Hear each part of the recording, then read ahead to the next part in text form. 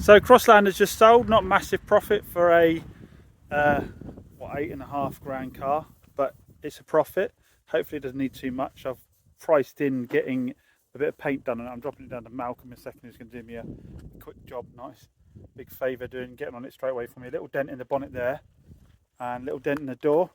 I've seen a lot of these on the road and I thought, I don't know if it will sell, but actually, to be honest, it was pretty popular. The phone was ringing quite a bit for this one, but I guess the mileage 34,000 miles on a 2018, and I had it up for 8.6, and Auto Trader was 8.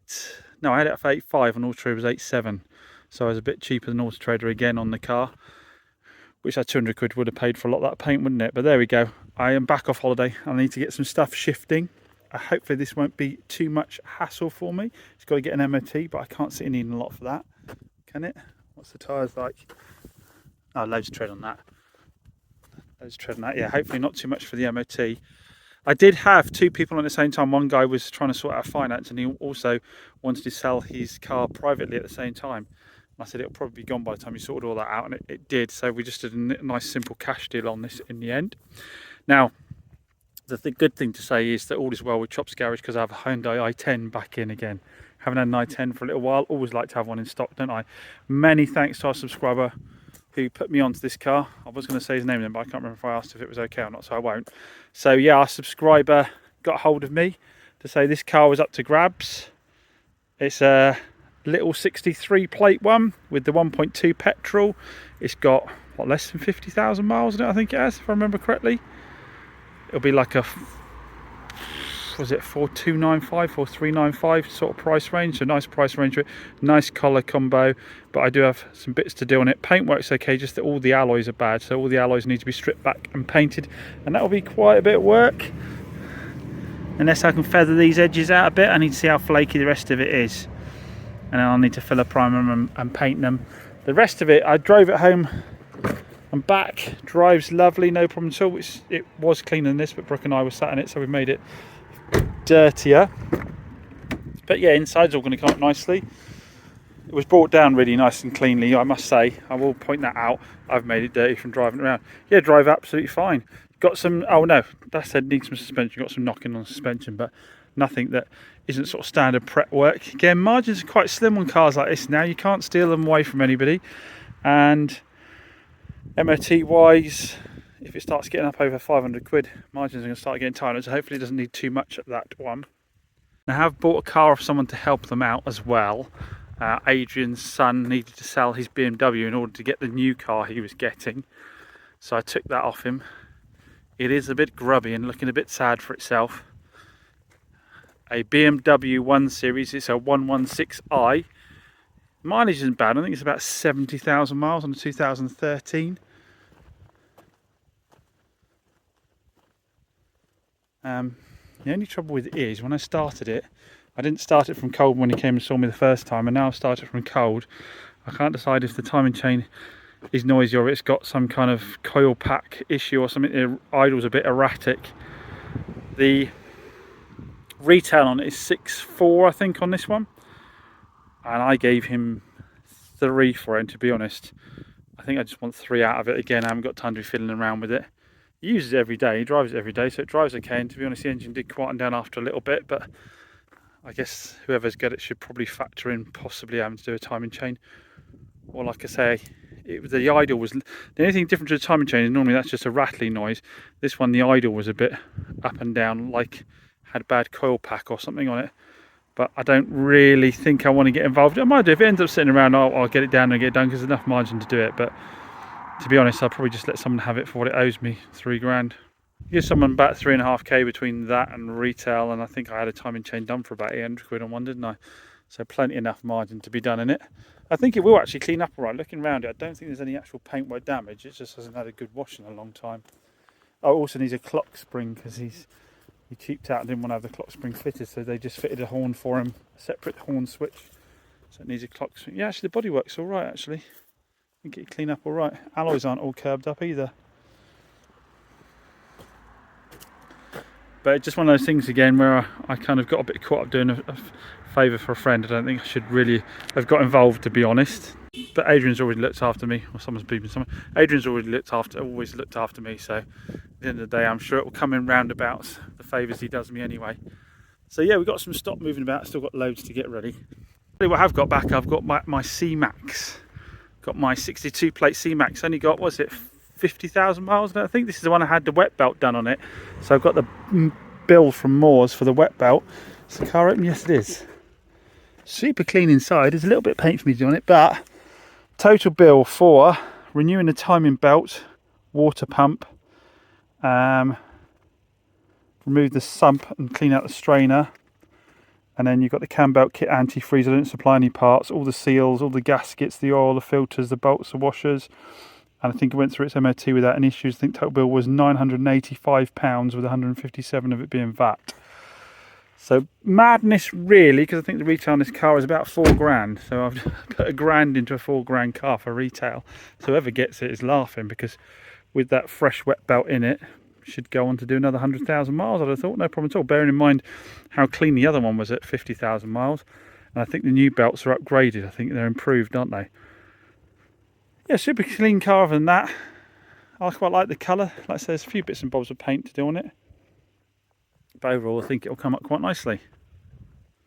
Now, obviously, that is the trade price for having the wet belt done. I think if you go and have one done yourself, you should fully expect to be paying probably more like £1,300, to be honest, minimum. I hear some places charging £1,800 for it. So definitely something to factor in if you're buying a car that is due. They're due at 10 years or 150,000 miles. Remember, if you buy a car with a full service history, 100% full service history with the 1 litre EcoBoost engine in, and there is a problem with it, there is recall with Ford now. But like I say, having seen the other one stripped down, I'm not saying they don't go wrong. I'm just saying I think it's like most cars where you're told 100% of them are bad, then there are a proportion of them that are okay. Having seen the belt come off that one. Now, if you haven't seen it, I did a podcast with Shifting Metal and a lovely car company. I'll put a link in that down below if you've got extra time to watch something. We just had a good old natter about the car business the other day. Goes on for a while, so get yourself a mug of coffee and hear us whinging. Setting the worlds to right with used cars. Apparently that's going to start to be a regular thing, that possibly. So yeah, if you are interested, I'll put a link in the video description down below. Now, on the subject of, we're saying about the Fords and the timing belts being bad, the assumption is that certain other brands are beyond reproach. The Nissan, I was going to say in an earlier video, I was talking about the Nissan Note I bought from auction. So the Nissan Note went down for MOT. When it went down for MOT, an engine management light came on. When the engine management light came on, the guys plugged it in and it had some codes regarding the solenoids on it. I'm trying to get this right now. The variable valve timing solenoids, I think they are. So they swapped them out with no luck at all. Sorry, they swapped one out with no luck at all, and I think they swapped the second one out, still no luck. So they decided that the timing chain must be stretched on the car. So they did a timing chain kit on it, put it all back together with the timing chain kit, and lo and behold, still had an issue with the engine light. So they're a bit of a loss what to do. They said, leave it with us and we'll do some more diagnosis. Anyway, what ended up, they said that the belt actually was stretched. When they checked the belt, it was slightly out of time, so that was worth doing. Although probably wasn't technically really needed for, it wasn't that badly out, it was giving timing codes for it. What it turned out is the solenoid they took off, they took the part number off of it, and they ordered another one the same, put it in, and obviously they still had the issue. So then they thought it was the timing chain, did the timing chain. So when they took it apart the second time, they checked the numbers on it again, and it turned out that the two solenoids in the engine, there's two actual solenoids, I can't remember exactly where they are, had different codes on them. When they looked it up, the top one, I think it was the wrong solenoid. When we looked through the paperwork, there was some invoicing for somebody having done some work on the car. Turns out what they've done is they've put the wrong solenoid into the car, and that's what was causing the engine management light after all. So Nissans, even with petrols, and we know the diesels are Renault, but even with petrol engines, can still be a pain in the rear. So this Nissan has cost me as much as the Ford did to have the wet belt done. I think I'm £1,000 into getting a new timing belt put on this and getting its MOT. So people think there's a kind of certainty in buying one car versus another, but I can guarantee you that all cars can develop problems, and you could be in for just as big a bill on something that's considered utterly reliable like a Nissan. But again, whoever buys this now is laughing. I won't be making any money out of it, but they will be getting a car with a brand new timing chain on it and a brand new MOT. Again, just a little bit of paint. I think one of the arches is a really clean car otherwise. Really quite nice looking in this colour as well. Just one of the arches needs a bit of paint, wasn't it? That one there, not really a lot actually. But actually, some of that might wet sand out that, you know. I think they're still in the lacquer.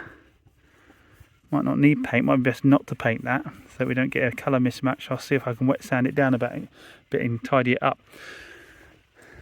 So, two people buying two cars here are going to be doing very well out of me indeed.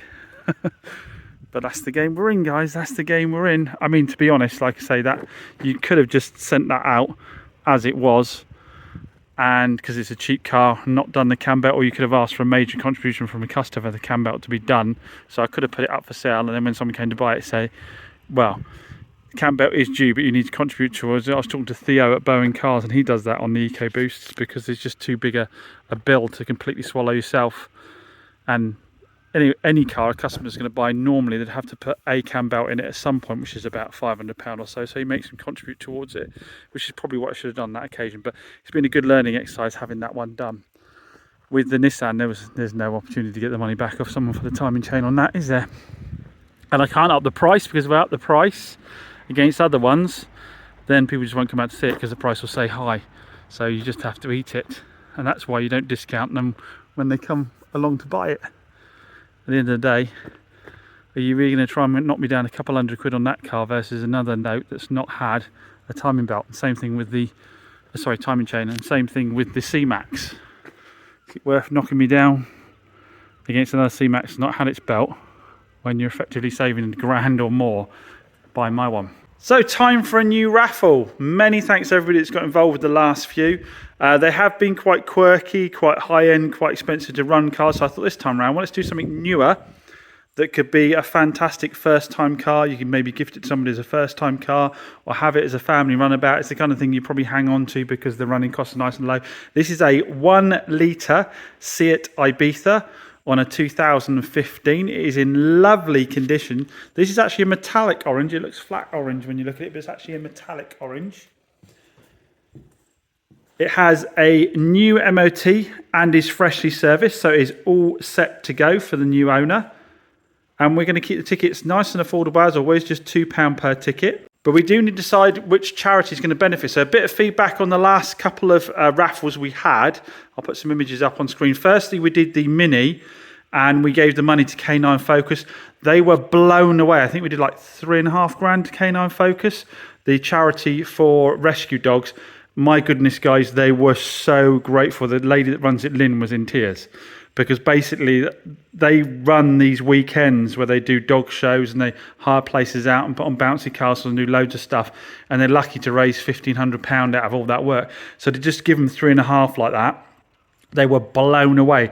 And they said it's going to help them build the new kennels they need. So massive pat to all of you on the back that got involved in that. Fantastic to see our money helping people out that way. Now, the most recent one, the Mercedes CL500, we gave the money to Ability FC, wasn't it? That is the football club in Barnstable that is for those with special needs. So it's like I say, it's all run by volunteers and so forth. Helps those people with special needs get out there and learning disabilities, get out there and play football. That was the Mercedes CL. Didn't do quite as well as the Mini. I think that was a combination of we did the raffle on a different platform, and potentially, again, one of the reasons for doing this car is maybe the CL500 just too expensive a car for people to run. It's not something they're going to practically use daily, although our winner, James, is actually using it daily. So we ended up donating £1,700 to Ability FC. Now, again, they were blown away. So I messaged them, said they didn't know we were doing it. I messaged them, said, look, I need to give you some money. We've raised it from a raffle. Can I have your bank details? She said, I feel a bit bad just taking the money off you, not knowing who you are, kind of thing. She said, but here's the bank details. I said, right, I've got £1,700 coming over. She said, what, £1,700? I had to sit down. She said, normally we get like £50 that's been raised from a car boot sale or something. and she was so grateful. And she said specifically that they had to cancel their trip. They normally do an annual trip to Wales with all the kids on the bus. And she said that normally they can't do it. She said, and this year they can't do it because they just didn't have the funds to do it. What we've donated is going to completely cover the cost of that trip. She even invited me along. But I wasn't going to take someone's place on that and go along. To be honest, I'm probably too busy as well anyway. But yeah, very kind of her to offer for me to go along. But no, that's how much difference it made to them. She said this year they weren't going to be able to afford to do that trip. But that donation is enough to completely cover that trip for them. So she was absolutely so chuffed, but post up on her Facebook page again. Hopefully I'm showing stuff on screen now. To say how grateful they were for the donation. So that's made a huge difference to them. So I think we're running out. I will do a total. We've got to be getting on close to 25, 26 grand we're giving to charity since we started this. And really made some difference, and certainly picking out these smaller charities. Some of the bigger ones that we did earlier on where we gave them 3 grand or so, it didn't really have a lot of effect to them. I guess, it was thank you, but these smaller charities really have an impact.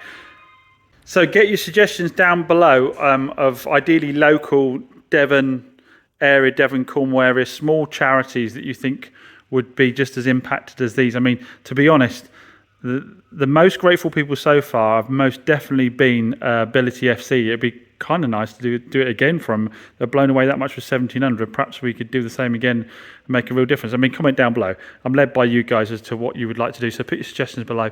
So I'll get the raffle up and running, and I won't specify the charity within the competition. We'll specify that in a later video. But I'll get it up and running now. Just £2 per ticket. I will put this one back on the old platform for this one. I'll probably hop between the two platforms. But yeah, so we'll go back to the raffle site for this particular car. So I'll be able to notify all of you that previously entered competitions, which I wasn't able to do on the last one. Notify all of you that previously entered competition. This one has gone live. And I say the car's got a new MOT. It's freshly serviced. It's all set to go. So yeah, hopefully you can get behind this one as well. And hopefully you can get behind this one as well, and we can make some real difference to some other people. I will actually also put up a cash alternative as well, like I've done on the other competitions, just in case you want to get involved, you want to support the raffle, but you're not really bothered about winning a car. So I'll put a cash alternative as well. I haven't worked out exactly what it is yet, but I'll put it on it as well. So all the link to all of this will be in the video description down below.